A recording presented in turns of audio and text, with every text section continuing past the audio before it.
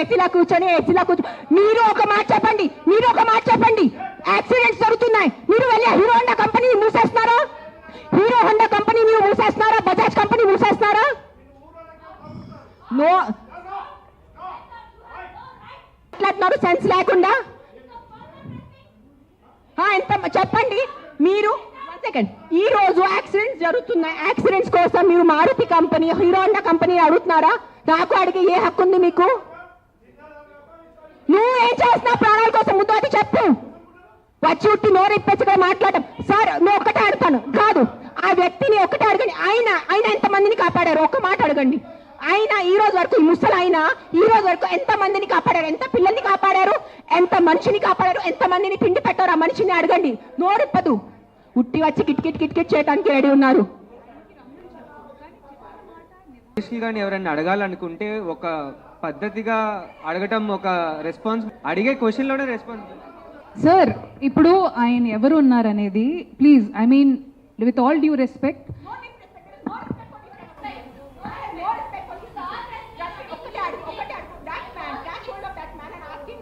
kids he has given food to, how many pedavalla he has given food to, how many anathashram he has gone to, how many vruddhashram he has gone to.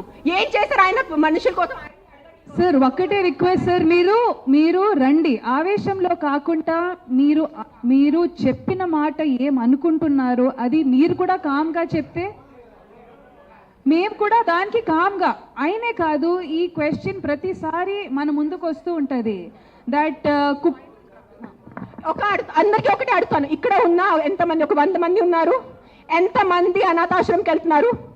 ఎంతమంది అన్నదానం చేస్తున్నారు? ఎంతమంది అనాథాలకి చదువు చెప్పించారు?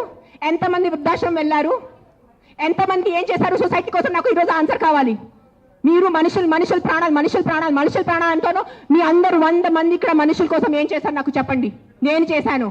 నేను ఎంతమంది అనాథాలకి తిండి పెట్టాను? ఎంతమంది అనాథాలకి నేను చదువు చేయించాను? వృద్ధాశ్రమం వెళ్ళాను, వృద్ధాశ్రమంలో నేను డొనేషన్స్ చేశాను. ఎవరు చేశాను? నాకు ఒక్క చేయి పెట్టుకోండి నేను చేశానని. నీ ఒక్కటి చూడండి. ఎవరైనా వెళ్ళారా మీరు? ఈ రోజు వరకు ఎవరైనా అనాథాశ్రమంకి వెళ్ళారా? అన్నదానం చేశారా ఎప్పుడైనా? తిండి ఉన్న వాళ్ళకి తిండి పెట్టారా? మాట్లాడుతున్నారు, పెద్ద పెద్ద మాటలు మాట్లాడుతున్నారు. చేసేది ఏం లేదు. నేను ఇంట్లో కూర్చొని కాదు, నా 5 స్టార్ ఇంట్లో, మీరు మీ ఇంట్లో కూర్చొని ఏం చేయట్లేదు. అది ఒక్కటే నైజం. అది మీరు గుర్తుపెట్టుకోండి. నిజంగా మీకు మనుషుల కోసం ఎంత ఉంటే, చిన్న పిల్లలు ఆకలితో చేస్తున్నారు. మీరు ఆ చనిపోతున్న చిన్న పిల్లల ఆకలితో ఆ కళ్ళు చూసి ఉండగలరా? How can a child die of hunger? ఒక చిన్న బిడ్డ ఆకలితో ఎలా చేస్తుంది చెప్పండి నాకు. హౌ? మన దగ్గర అంత అన్నం లేదా? మన దగ్గర అంత డబ్బు లేదా ఈ ప్రపంచంలో? ఎక్కడ ఎవరైంది చెప్పండి.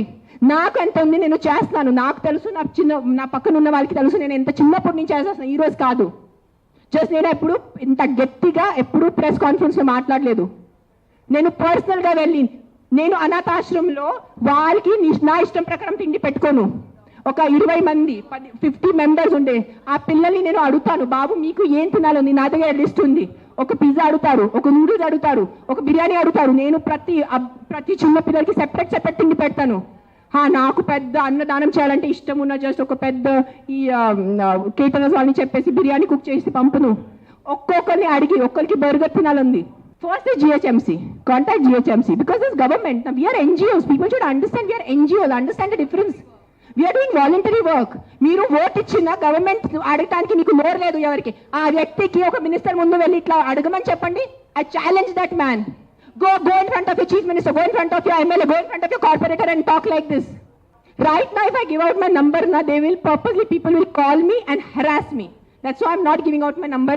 Google it, you will find it. You send me a video of the dog, you send me a video of a locality, you send me the problem, I will deal with it. I cannot give out my number publicly because meeku telusu janalu enta mandi. You saw that how that man was.